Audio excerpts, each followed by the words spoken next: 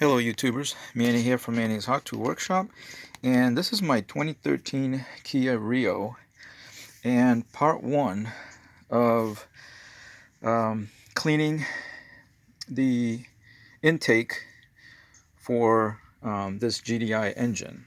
Okay, so in this first part I'm going to try to show you guys what I'm going to be doing to try to clean up some issues that's happened.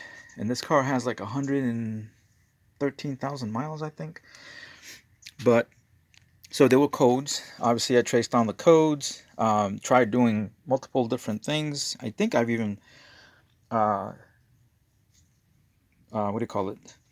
Uploaded a video in regards to that. Matter of fact, when I was chasing down my O2 sensors and cleaning it, and seeing if that was causing the, I believe it was the rich condition that I was getting. But anyway, so what I'm going to show you is how dirty these intake channels are. I believe that's cylinder 1, this is 2, that's 3, and this is 4. And it's not as bright as it should be because today, which is the holiday, Martin Luther King holiday, it's a little overcast, and I don't know if you can see that. And so, it was also raining, so I had to put up my umbrella just in case. But anyway, so my first plan on cleaning this, I'm going to try to clean it with these chemicals here. So I got some brake clean from AutoZone, and not a sponsor, and I got some brake clean from CRC, also not a sponsor, and I also have this mass airflow cleaner, which I'm going to see, well, I'm going to probably use that on here. But this engine doesn't look like it has a mass airflow sensor, unless it's way up in here to the left where this little control is, or it's behind this sensor here. But I don't think that, no, that's actually I think the purge solenoid, or it's part of this connection here, which actually that goes to the fuel rail. But anyway, like I said, at some point I'm going to see if I can clean that, use that to clean part of that right there. And that's the butterfly where the intake goes from there to the air cleaner. And usually the mass airflow sensor is in that what do you call it, in that connection between the filter, which is right there, and the intake. Okay, so like I said, oh yeah, which this is part of the duct that goes in there, that guy right there. Usually that's where you'll find it. But like I said, I also have some carbon choke cleaner, and what I'm going to do is just use this in each one of the cylinders. Well, not exactly inside the cylinder, but on the intake part. And some brushes. Got a toothbrush here, and this is a brass wire brush, and this is just a plastic wire brush here. Okay, it's like a regular old school hairbrush, I guess, if you will. And some paper towels right there, so that after I soak the intakes, okay, I'm just gonna go ahead and spray that stuff in there, let it sit, come back with those brushes and just clean it, and then stuff the paper in there to soak it up. I'm gonna see if I can show you guys just how dirty it is inside of there.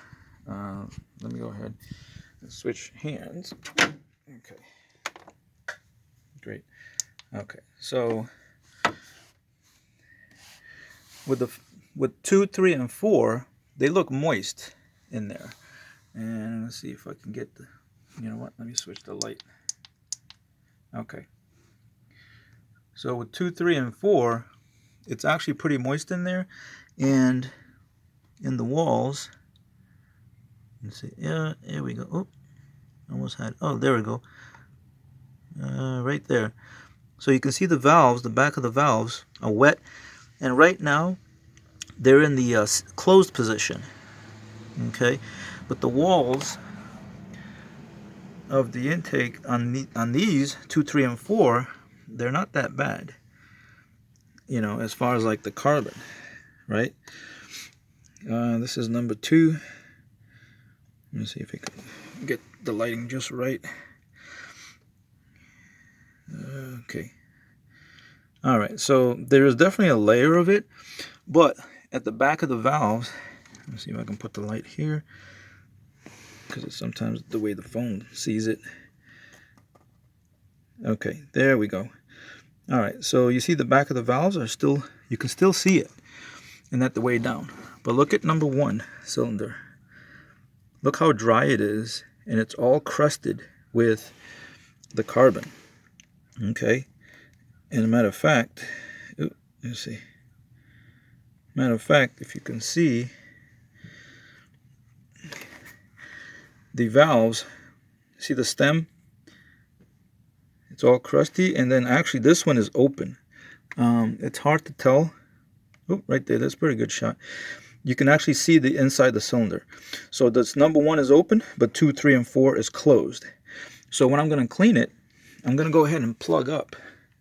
There we go, metal. I'm going to go ahead and stuff that with like a rag or something, just to keep stuff from going in there. Because right now, I'm just going to be using liquid cleaners to try to clean this out. All right. I'm also, after cleaning this all out, brushing it all out, if it comes out, let's say 90% clean, I may forego having to use this, which is a walnut shells, and with this Harbor Freight abrasive blaster kit that I bought for like 30 something bucks. There's a couple of different videos on YouTube already showing you how to use it. Of course, you need an air compressor like mine over there in order to clean it. But like I said, I'm going to try using these guys first and to see how far I can get. Because if it comes out really clean, then I'm just going to keep it that way. Because if I can get them pretty good, then that should take care of the issue that I was having before. Like I said, with the check engine, the fuel economy, because this car should be able to get really good fuel economy. It's like in the 30s, you know, on the highway. High 30s, I should say. Okay. And also, in the process, I'm also going to hit these guys.